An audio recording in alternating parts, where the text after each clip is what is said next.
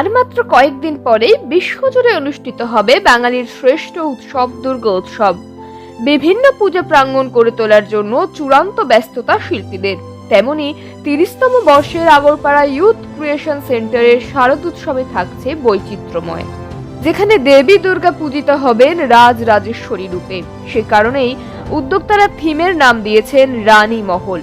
সাধারণত রাজবাড়িতে রানীর মহলের বিভিন্ন খণ্ডচিত্র ফুটে উঠবে আগরপাড়া ইউথ ক্রিয়েশন সেন্টারের ৩০তম বর্ষের পুজো মণ্ডপে। পুজো কমিটির সংগঠক শুভ্র দে বলেন, এবারে তাদের পুজো মণ্ডপে মায়ের রানী রূপ ফুটিয়ে তুলেছে তারা।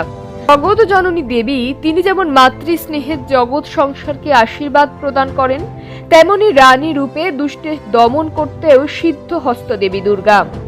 মায়ের রানী মহলের সাথে সাদৃশ্য রেখেই মণ্ডপ সহ সন্নিহিত অঞ্চলে সাজিয়ে তোলা হবে আলোকসজ্জায়। বিগত বছরগুলির তুলনায় আরো বেশি দর্শনার্থীর ভিড় বাড়বে বলে আশাবাদী তারা। এবছর আশা করছি বিগত বছরগুলো যেরকম মানুষ আমাদের পুজো মণ্ডপে এসেছিল, এই বছর আশা করছি আরও বেশি আসবে, কারণ চমকের ব্যাপার থাকে তো চমকটা সেরকমভাবেই আমরা প্রস্তুতি নিয়ে ফেলেছি। এবছর ৩০তম বছরে আমাদের রানী মহল আমাদের থিম, তো পুরো রাজকীয় ব্যাপার, মানুষকে আমরা রাজকীয় অতীতে নিয়ে যাব। সেখানে মা বিরাজ করবেন সিংহাসনে।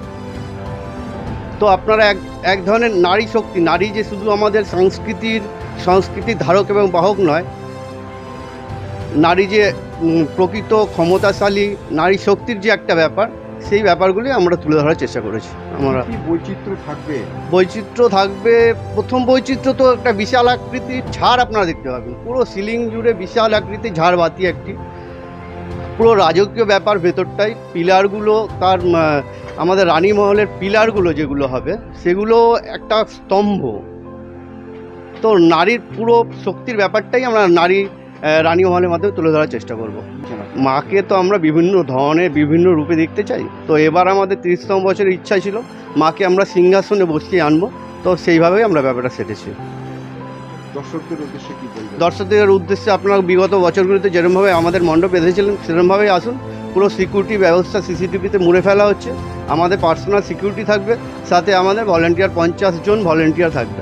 তো আপনারা নির্ভয়ে নির্ঝঞ্ঝাটে আমাদের প্যান্ডেলে, আপনারা জানেন আমরা কোনো ব্যারিকেড করি না।